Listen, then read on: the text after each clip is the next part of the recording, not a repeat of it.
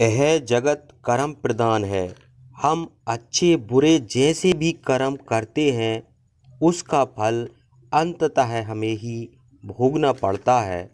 अच्छे कर्म, शुभ कर्म, पुण्य कर्म से हमें सुख प्राप्त होता है और बुरे कर्म, अशुभ कर्म, पाप कर्म से दुख मिलता है। इसका अर्थ यह हुआ कि कर्म ही हमारे सुख और दुख का कारण है। सुख और दुख हमारे कर्मों का परिणाम एवं प्रतिफल है।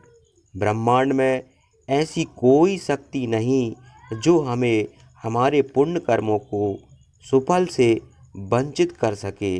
उसी प्रकार यदि हमने बुरे कर्म किए हैं तो वे हमारा पीछा करते रहेंगे और उन कर्मों का परिणाम भी हमको भोगना होगा।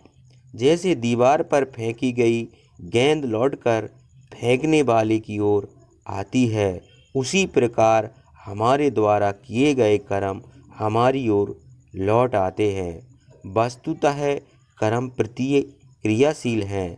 हम किसी भी प्रकार का कर्म करते समय भले ही अकेले रहे हों, किंतु सर्वव्यापी परमात्मा की उपस्थिति वहाँ भी होती है।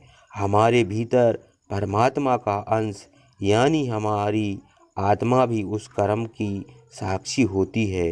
यही कारण है कि हम बुरे कर्म करते समय दुनिया की दृष्टि में भले ही अच्छे बने रहें, पर हमारे भीतर से अंतरात्मा की आवाज़ हमें आईना दिखाती रहती है।